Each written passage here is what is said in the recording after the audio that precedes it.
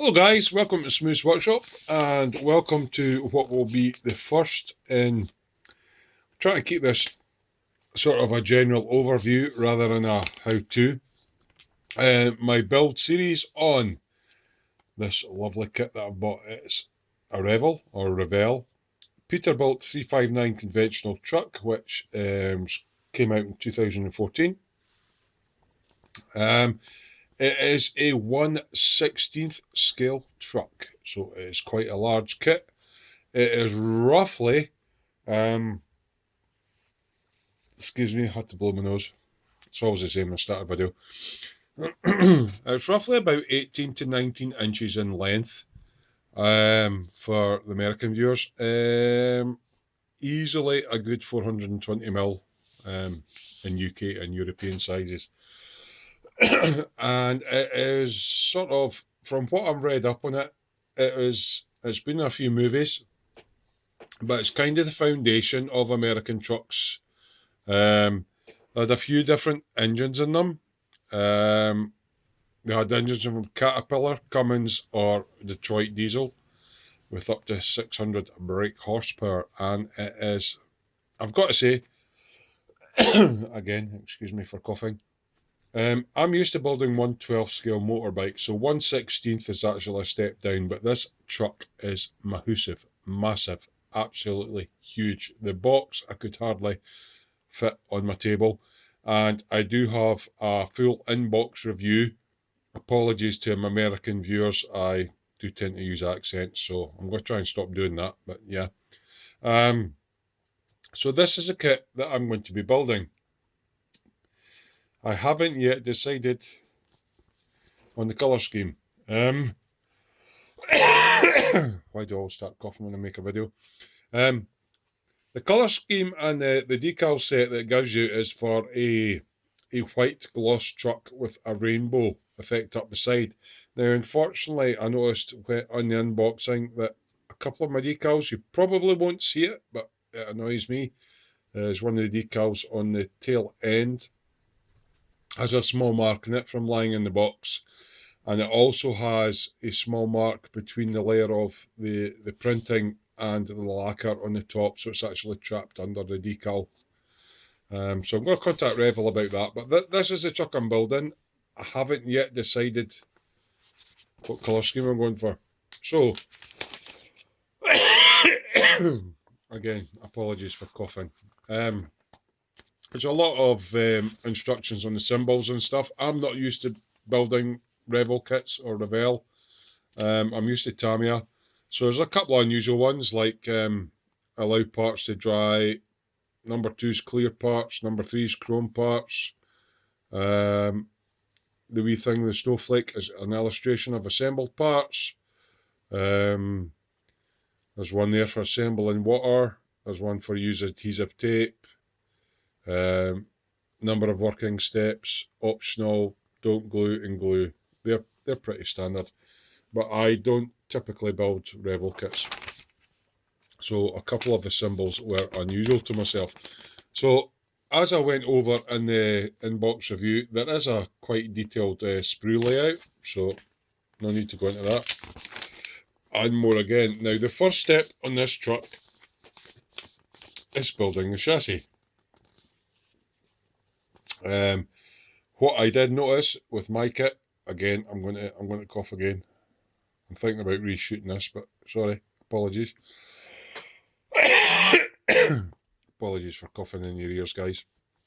Right, so the first step is detailing, taking the way I'm looking at it, that would be the left hand chassis leg and attaching all the cross members. Now, this symbol means attach all the cross members and allow them to dry before attaching the right hand chassis leg.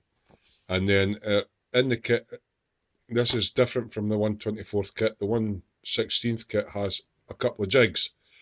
It allows you to put the chassis in, and it shows you in there it's lovely and straight.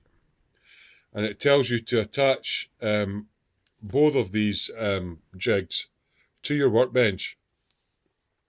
Right. Looks lovely. Yeah, okay. Left-hand chassis leg, outrigger, outrigger, outrigger, outrigger, outrigger. So you can take them all off the sprue, cut them down, clean them up, get your right hand one, put them into jig. It's going to go, all going to go together perfectly. Yeah, in reality, right, here we go to the reality. Now, I'm just going to try and, if I can get this to work, apologies if it doesn't, I'm going to come over the top of this sprue. Right. Now, I have, sorry, I've cut all the parts out. They're actually sitting in the jig. For those of you that don't need double glazing glasses, you might know that the top sprue is going and the bottom sprue is going. They are not square. These sprues, in my particular kit, are warped and quite badly warped. So it tells you to, now I'm just looking up here, right, there's the first outrigger, and it's just slightly off camera, and I've just made all the rest fall off. Goes in there, no problem. Glue it to that side. There's another outrigger that goes probably about here. Glue it to that side. This outrigger, glue it to that side. This outrigger, glue it to that side. This one, glue it to that side. It does get tighter towards the back because obviously the jig is pulling it in. And another outrigger that goes in there. So the instructions call out for you to glue them all to the one side and allow them to dry. Right, okay. What I would suggest, depending on what glue you use, I'm probably going to be using Tamiya Extra Thin. I don't really need to fill gaps, you know. But I want whatever I stick on to stick quite quick, but allow me some flexibility. You could also use the Tamiya White Top. It's a bit more goopy and splooges out a bit, gives you a bit more working time, or sometimes in some stages of the build I might use the Humbrol, which is similar to the Revell precision poly with a little tube on the end. So what I'm going to, should I do it on camera, should I not? I'm going to go, I have off camera, obviously cut these all out from the sprues. I have denubbed them, all the nubs seem to be on the bottom. What I will say is for a chassis leg that's supposed to be like a U shape, when you sand it, it is nowhere near a U. They're all kind of beveled, well, we curve on them like that. So if you're going for realism of a U-shape section of tube, I'm not a rivet counter by any means, but a U-section girder should be U-shaped and not curved up like that on the top and curved under on the bottom. You're going to have to sand all the way along the top and all the way along the bottom to make it uniform. And actually, in some places, it's kind of weird. It might just be the casting process, but even on the flat panels on the side, it's not flat. There's little bumps and dimples in that, so it's well worth taking the time to, with a little buffy stick, like one of these UMP buffy sticks, just taking those little imperfections off, because as soon as you spray paint over them, it's going to show up, and it's almost like, if I could imagine in scale, if there was rust bubbling up underneath the surface of your paint. That is how, I'm not dissing the kit, it's just really poor casting. So what I'm going to do is, obviously I've showed you it in the jig on either side. There's no point me clapping it to the table because in my eyes all this is allowing you to do is go it doesn't matter where these are sitting. Even if I clamp to the table, these are out of line, and I'm hoping that the central cross members pull them in. So when we come back, I should have, as per instructions, glued them all to this side, and I'll put this side on and glue it all, and hopefully slide the jig on, and it'll all work. Can you see that working, guys? Okay, right, so when I come back, hopefully it has. And if so, yeah, we'll go from there. But it's warped, straight bit, straight bit, straight bit, glue together, put the jig on. So I'm going to do that off camera. I've done all the denubbing and all that off camera.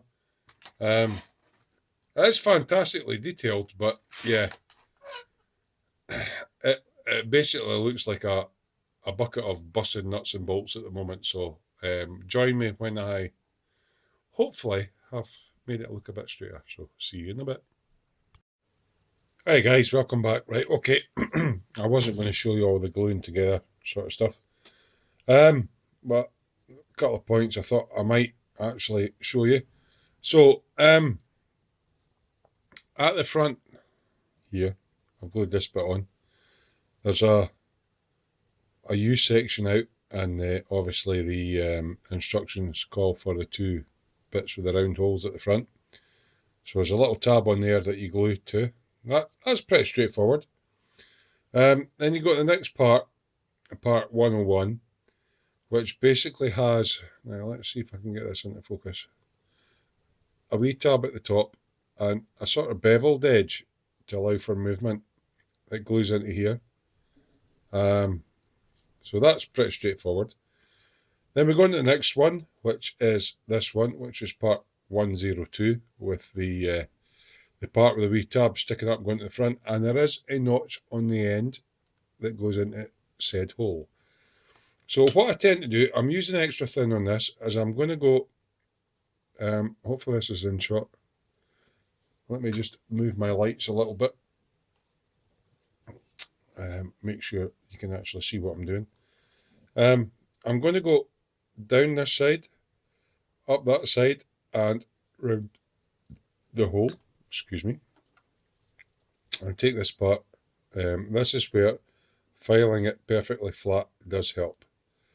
So I'm going to stick that bit on there, and just to help it, I'm going to, with the Tamiya extra thin and its capillary action, I'm just going to touch it on there and let it run up there, and into it again. Hopefully this is showing up in camera. It's quite hard with such a big kit getting the lighting on it, and I've got such a small workshop again on that side, and the capillary action takes it up there. So I'm holding that square just for a little minute.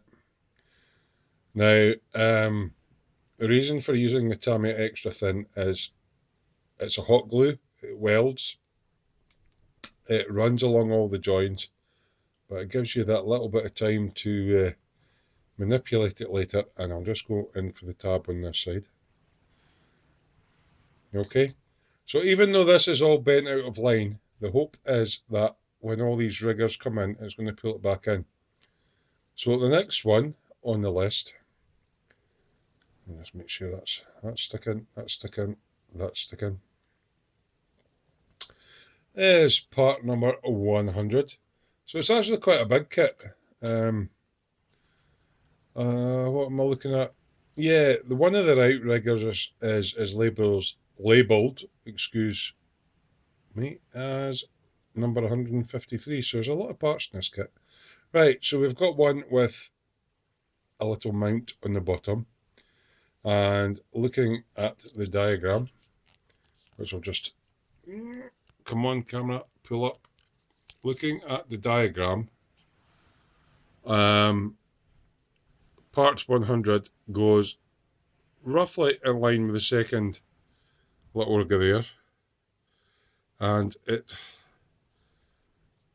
appears to have a little hole, but yeah, I'm not seeing anything on here that shows on there that there's a little hole, and there is a notch in the bottom, this part. So I'm going to come back down to the model rather than the instructions. So, oh, ping, that's my spring going. Apologies, still waiting on my gimbal.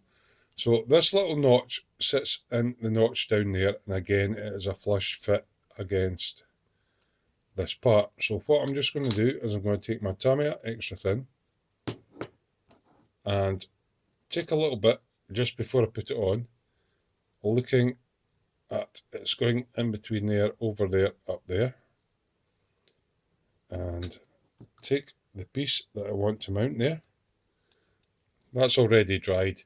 See, a lot of people promote Tamiya extra thin, where a goopy glue stays wet longer. So yeah, putting that on is fine, but if it dries quicker than you put the part on, okay, it already keys the part, but yeah, I'm not convinced. So I'm going to hold this part on here, where it's supposed to go.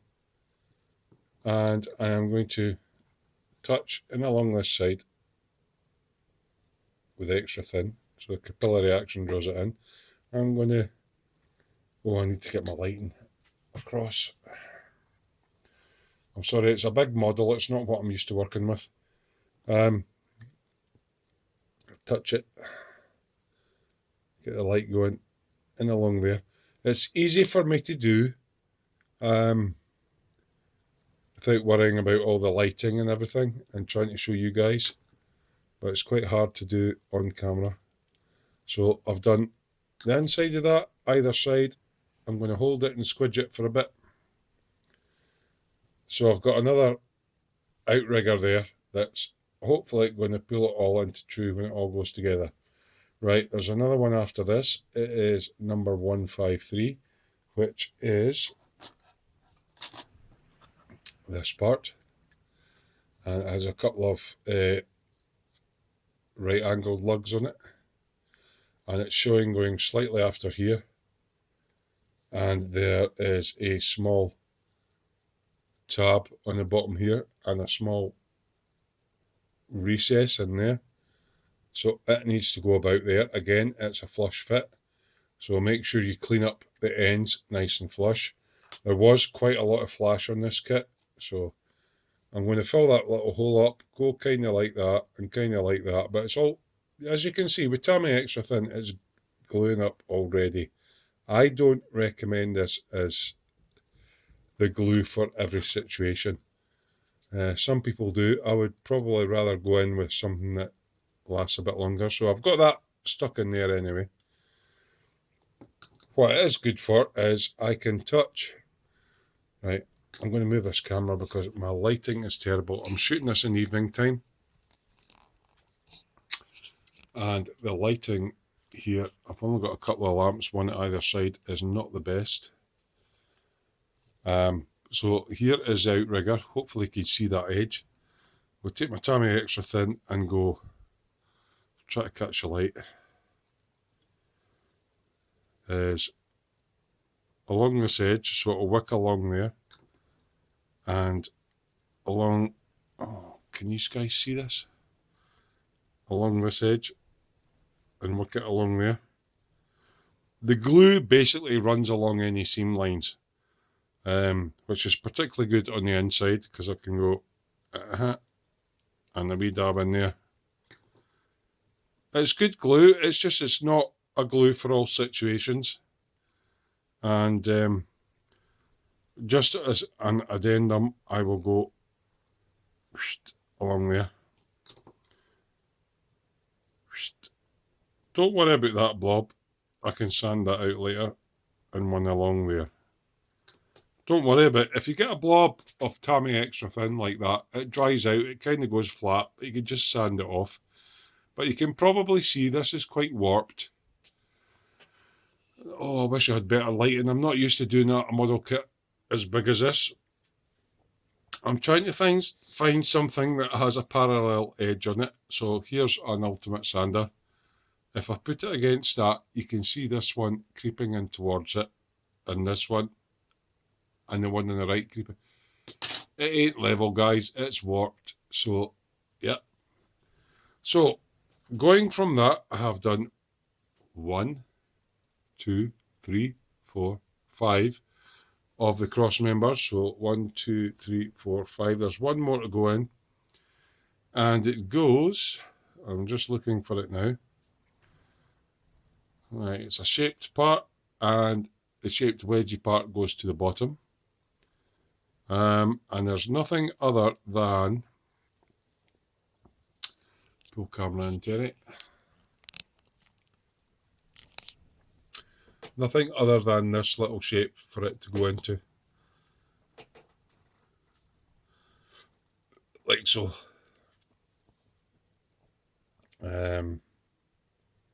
Oh, there is a tiny little tab on the end. Hopefully that's coming into focus. See the wee tab? Obviously the one on the other side. It sits in this hole at the bottom. So I'm just going to take my Extra Thin and go try to do this on camera so you can see it, and still so that I can see it. And the only thing with extra thin is, folk go, yeah, put it on there, put it up there, and then quickly put the part on. It's probably dry before the part goes on, but it kind of keys it. So ridge your bits to the bottom. Goes in that position there. And it's supposed to be perpendicular, as in at right angles too.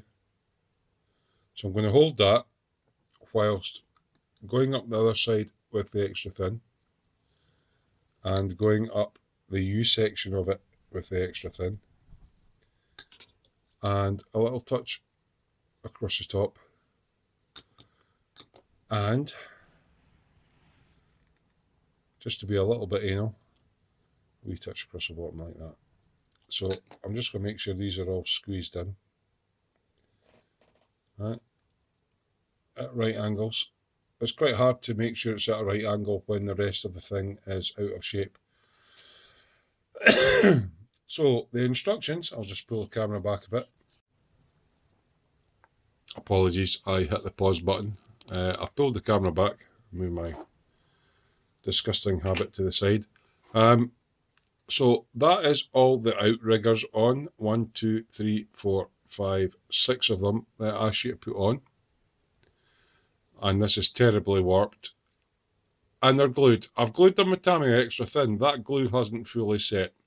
I wouldn't advise then leaving the model overnight before doing the other side. So it then tells you to put the other side on and glue it, and then put it into the jig. Okay, let's give that a go.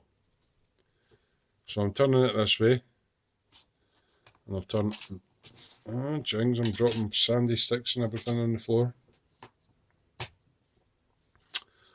I'll turn the corresponding side the same way to get them all to match up. Yeah, that's going to be quite fun. But it's got to be done. So I'm reckoning that if I go from the outside and work my way to the middle, that we should get some sort of action going on here. So, okay. Again, apologies if this isn't all on camera. This is a huge model. I'm not used to working with big models like this. So,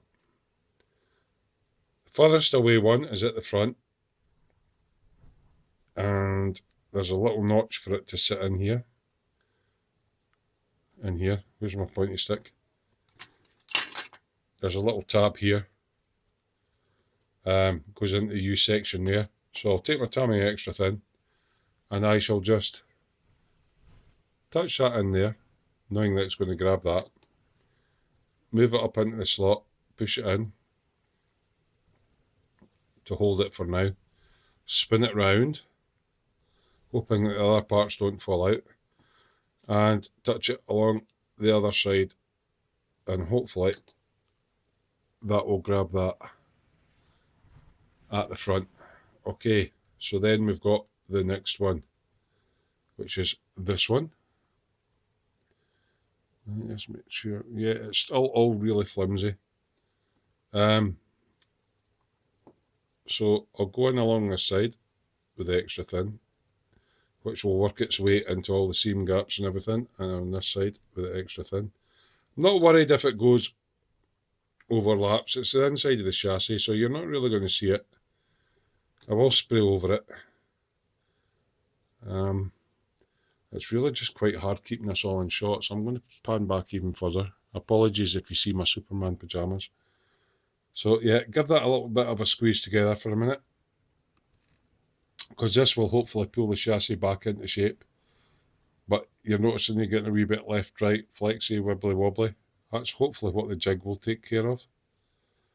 So the next one, there's a little tab on it, and it fits in there. So I will just Tamiya extra thin again in there, across the bottom. Try to keep the light on it up this side, and also because it's U-shaped from the inside, I will do the inside of the U, and I'll just hold that together for a wee minute hopefully that will all glue nicely. The next one's a similar shaped piece. I'm just making sure I've got all lined up, pushing it together.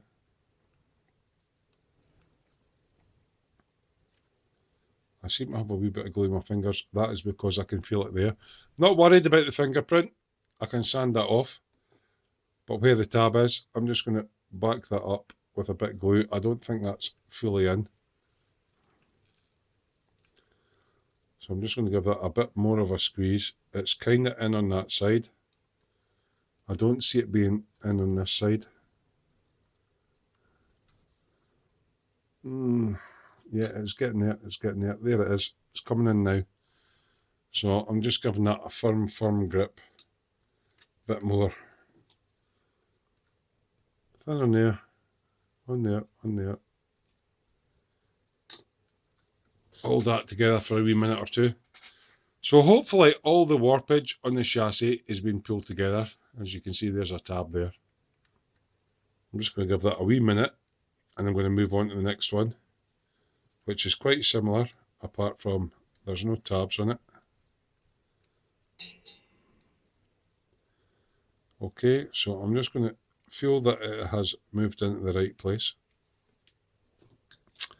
I'll take the extra thin, hopefully you're seeing this, on that side,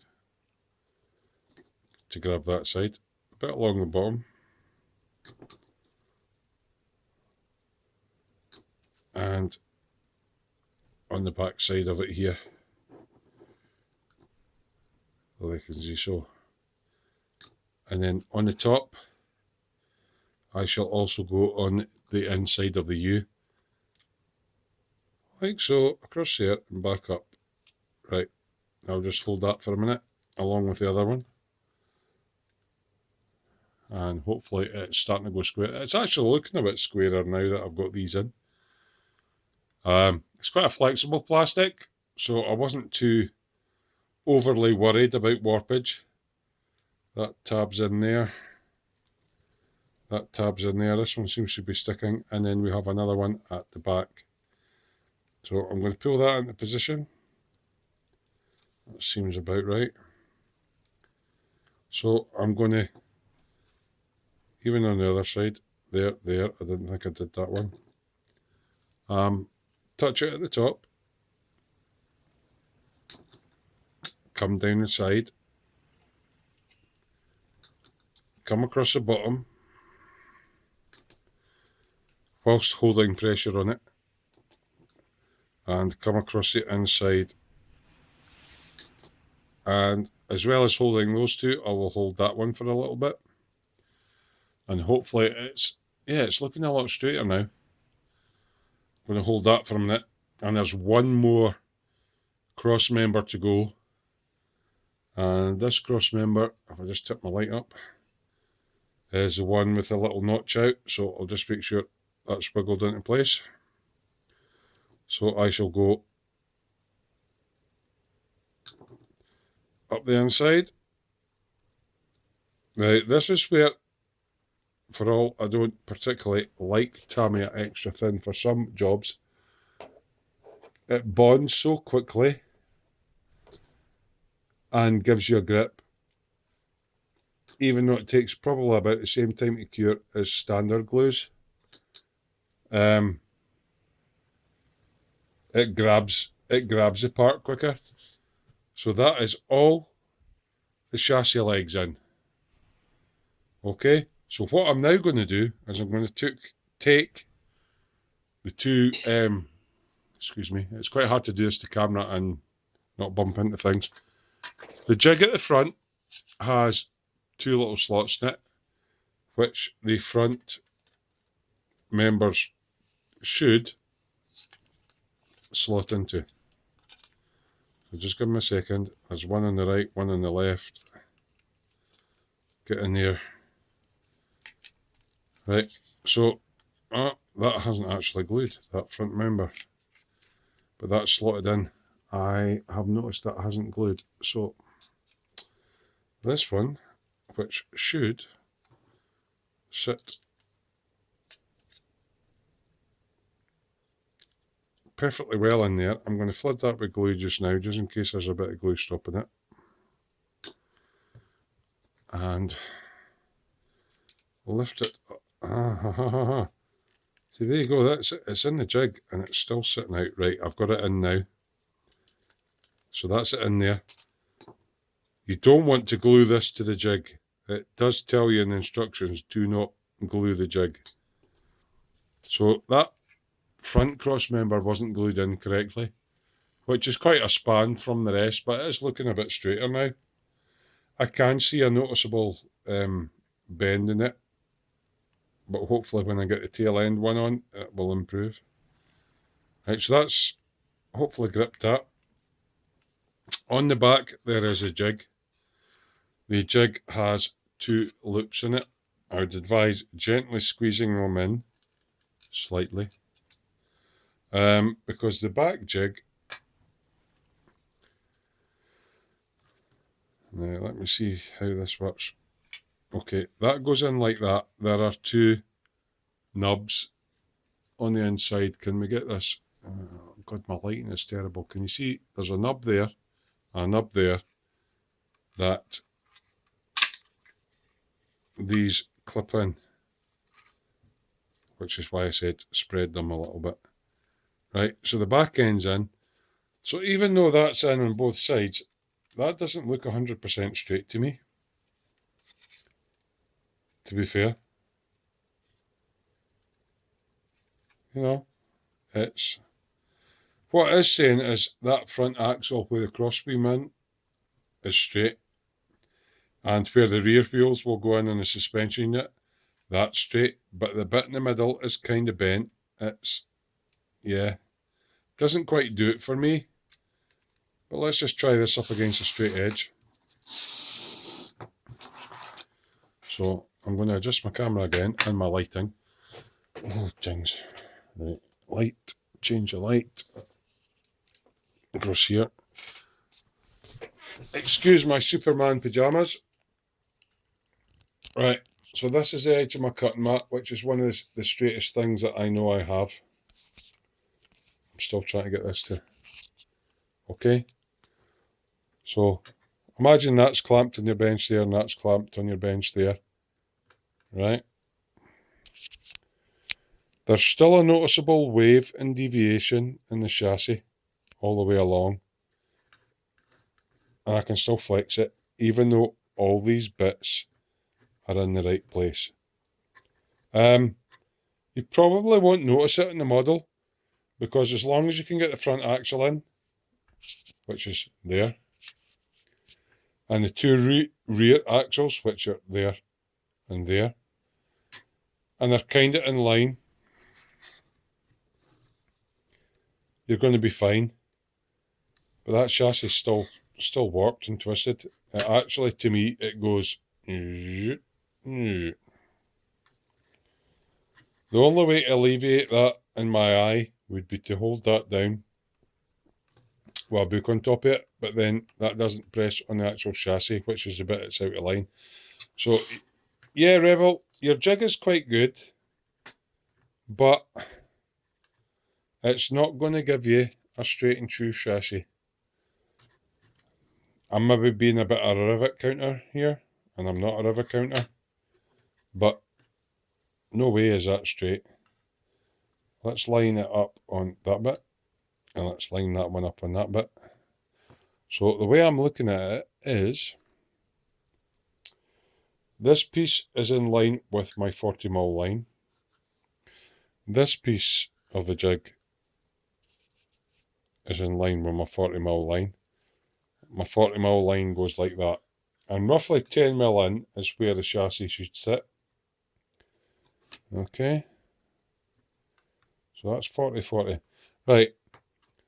It's kind of close. But the way I'm looking at it is it's closer to this line at the front. And then it goes up the way. It's out of line. It needs to sit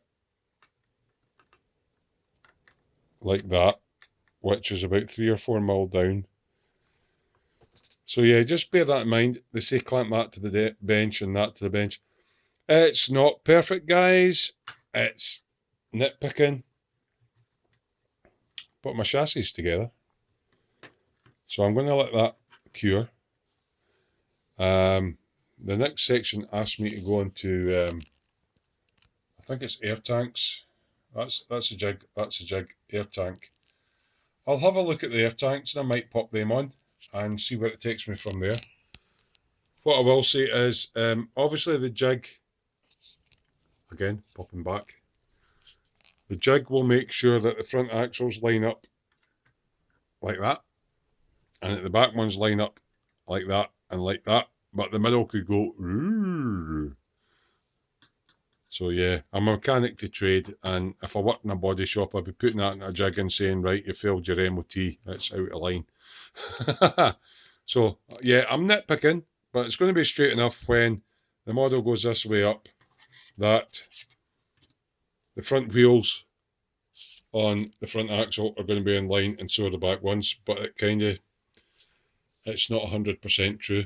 So I'm going to go off and I'm going to clean up the parts, part A, which looks like most lorries have 3 tanks. They have a main tank, a reserve tank, and an emergency tank. Is it a main tank, reserve tank, emergency? I'm not a lorry driver. My dad used to be. So it looks like we have 2 tanks either side there, and that's the next section. So I'm going to go off and do that. And we'll glue them in and then see what the next bit is. So see you in a bit. And sorry for all the weird camera angles. Right guys, welcome back. I'm kind of doing wee short clips here. Right, so the next section goes on to tell you to glue 2 air tanks together. So it's pretty straightforward. You glue 2 air tanks together with 3 valves on the top. They go together okay, but there's, I'm just trying to get my lighting correct because this is a Mahusive model. The seam lines don't match up. Doesn't match up down there, and I didn't de-nub till I glued them together, which is usual with cylindrical objects. Don't match up there, don't match up there. So that's a tank for that side. The tank on this side, now, what I'm going to try and show you here is, I use UMP sanders, or Ultimate Modelling Product sanders. So this is I think it's a 240 grit, and it's a soft sander, so it conforms to the surface when you go around curves. So I've gave that a quick sand, and on the curve you'll notice there is a huge low point all the way along. You could sprue goo this, it's just an air tank. So this end also shows a really low point, a low point in between, a low point in between. Oh my god, there's a bit missing, and there's a bit that's dressed up. There's a bit that's dressed up on that end, and there's a bit that's not dressed up, again showing the low end. This end was sanded with my 240 grit, and then I went in with the Buffy sander. So without filling it in, I can get that end to look really, really nice. Also did the same on this end. So that side's got a low point, this side hasn't. And the good thing about the thinny sticks with the UMP, as I say, they conform to the surface. The thin end actually also fits in between these valves. These little valves here. Unfortunately, when I was going to go do this one, I just caught the edge of it with my sander and I broke the little bit off. Not a biggie, not panicking, I'll glue that back on. But yeah, there's not much holding these on. So rather than sprue glue this, I'm basically going to take my sander, and I've actually got a bigger one of the same grit, again with Ultimate Modelling Products, and I'm just going to keep going down the middle until that black line disappears. You see how I'm buffing away there? Can you see the line disappearing? It conforms to the surface, and I'm just, as I say, I could sprue glue it and faff about and trying to get it perfect. Depends on, again, what quality you're looking for. Still have a few low points on there, but you see them disappearing now. I'm just going in with this sander again. Soft foamy sander, about 240 grit. And you're going to see this line in the middle disappearing. Just doing it quick for the camera. I'm not teaching you how to sand. This is where a glue that maybe was a bit more goopy rather than the extra thin would fill those little gaps up.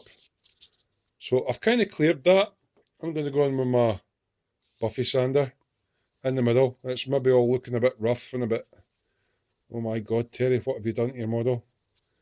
So I'm going to go in with this Buffy stick on the green side, which is about 3000 grit.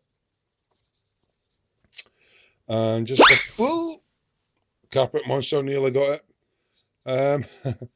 And just buff up. Basically with a sander, you're going in with a coarse grit, and then a finer grit, and all the finer grits are doing is taking out the sandy marks for the sander before. But yeah, this had a really visible seam line all the way up the middle. There's still going to be a seam line at either end because I haven't finished sanding it. The other side's a buffer. It's a bit like these nail buffers you get for doing your nails, you know, so steal your wife's ones. So I'm going to take the buffer side, I'm going to go up on this side and this side. You'll start to hear it squeaking. You hear it squeaking. When it starts squeaking, it's all nice and clean. So what you're going to notice, instead of a big deep gouge up the middle now, I've got a little bit of low point at that end and a little bit of a low point at that end, but that's perfectly smooth. I could fill it, but there's no need to. So these air tanks, that end, the other end was like that, it's now like that. They're going to need some work with the sanding. So without further ado, I'm going to go off and do those two air tanks. See you in a bit. Hey guys, welcome back. Right, quite hard keeping this big chassis in shot. Right, I sanded off both of the air tanks the best I could. There are still some faint lines in them. We'll see what I'm going to use Styrene primer on them, so hopefully that'll take up any inconsistencies. But the top seam line gap's going to be kind of hidden at the top anyway, and the other one's at the bottom. There's two little pins and two little holes corresponding each tank, and they just glued on with the extra thin. So that's them done. It then tells you to go on and start putting the front leaf spring on. So I've got one on just now. You'll probably see all the clips on it. I glued that last night before I went to bed, and for some strange reason, I suffer with insomnia, so sometimes I don't get to sleep. I've actually just slept for 18 hours. Right, so let's see if we can move this camera in a little bit, in towards the light, and lift the chassis up so that you can see it better. So basically, you're putting one of these on, and it goes, there's a hole in there. Oh, get on camera. There's a hole in there and a hole in there. But I've already cleaned the nubs up on this. You put your glue in and clamp it together. Yeah. So I've done that already on this side. What I will say though is, leaf springs is just rolled. Where's my pointy stick? A pointy stick, any old pointy stick. Leaf springs are, you can see it in the detail there with the lines. It's just rolled spring steel, so they should be flat. And you'll notice when you actually glue them together, there's a noticeable line along the middle, and it's more a sort of that shape than that shape. So I'll need to sand all down there, and all down there, and if I can on the inside, to make them look like leaf springs. Quite a noticeable bit of flash around about this little nub here, but I didn't notice it before I put it together, but I'll just dress that up and put that on. So I've got the other one to glue on, which I'll go and do, and I'll go off and clamp it. And then it's asking me to put front beam axle in, so I'll go and cut that out.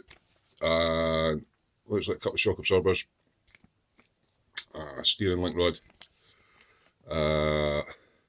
some sort of outrigger. It goes out the chassis. A another outrigger, another drop link rod. So I'll go and cut all those parts off and start gluing those together. And when we come back, I should have those all ready to go on. So see you in a bit. Right, I don't know if I pressed record there or not in this last bit, so I'll check in a minute. Right, glued this side on and clamped it up. What I was trying to show you was, maybe get it on the underside. See that line? Where's my stick? See that line all the way up the middle there? Right, you're obviously not going to get that on a proper leaf spring. This one is 1, 2, 3, 4 leaves. So that's 4 long flat pieces of rolled spring steel held together by 2 big U-bolts with nuts on here. And then there's a couple of clamps across there. One there, one there. The mould accuracy is not very good. I'm actually having to file them into shape so that everything lines up so it looks like a clamp bolt. And having to remove this line, I'm having to file that. I'm in the middle of working on it so that it looks like a flat leaf. You can maybe see on the front there where we've got the curve. That all needs to get flattened off because it just doesn't look right. So just a little bit of attention to detail. If you ever look at a modern lorry, they're usually all these airbag things. There's 2 in the back of this one where the 5th wheel sits. Obviously this is upside down, and normally in the lorry it would sit this way up. Okay. So you can imagine the wheels are all going to be down here and the 5th wheel is going to be on the top. So the driver can control these airbags from inside and drop the back end down so he can reverse, under, hook up his trailer, and then he blows them back up again, away he goes. But the front end on this is an old conventional crossbeam with leaf springs. If you ever see any old lorries kicking about and you get a look at the back and you can see these big leaf springs on them, you will see that they're made up of more than one large flat bar. Clamped together in the middle, clamped there, and they are flat. They're not got all this curve on them. So just a wee bit of attention to detail. I'm filing them just now because there is so much plastic to actually remove. I'm actually having to work along with a wee needle file. Diamond file. So I've still got that line to deal with at the front. So yeah, not a perfect moulding, but you know, it's a Revell kit. And yeah, doesn't mean it's a bad kit, it just means it needs a little bit more work to prep. So I've got a lot of sanding and filing to do in there to make that more like a leaf spring, and again on the inside to do the same. And then when that's dry I'll have all that to do, and then hopefully by then I'll have all the other parts cut off, and we'll go from there. So just see you in a bit. Just another wee quick slice of an update. Right, hopefully we can see this in the light. I have taken absolutely ages cleaning it up nice and flat so it looks a bit more like a leaf spring, whereas this side you can see there's a horrible line up the middle. I had to clean up all of that along there, up there, inside the chassis leg as well, and up the top. That was a really difficult bit. It's not perfect, but it looks a bit more like a leaf spring now. It's certainly worth taking the time on. It took me ages. I'm sitting watching YouTube while I'm doing it, so I've got to go and do the same with that one. But yeah, I think you'll see the difference between this one here. As I say, it's not perfect, but yeah, just trying to clean it up best I can, so it actually looks like a leaf spring with all the little joints in the right places, and tidied them up so they actually look like a little piece of metal going across, than leaving it like that. So I'm off to do this one now. See you in a bit. Right, just been looking at all this in edit and I'm up to about 50 minutes of footage. So we're going to end this one here, and when I come back in with the next one, hopefully this will all be nicely sanded down and we'll be putting the rest of the front end together. So yeah, I've been trying to shoot loads of little clips, but at the time you add them all up together, time soon mounts up, and I really don't want to go into an hour for a video. So this is Terry from Smooth Workshop. Hope you're enjoying this. I'm actually enjoying it. A bit of fettling and cleaning up and stuff, but it's a Revell kit, so yeah. Do feel free to leave a comment in the comment sections. down below the video here. Make it constructive, please. And until the next section in the build video, I'll keep building here, but I'll try to keep them. I'm not going to be able to do bite-sized 20-minute ones on this, guys. It's a big model kit, so yeah, try to keep them under an hour though. So until the next one, which will be number 2, Terry from Smooth's Workshop, happy modelling. Bye.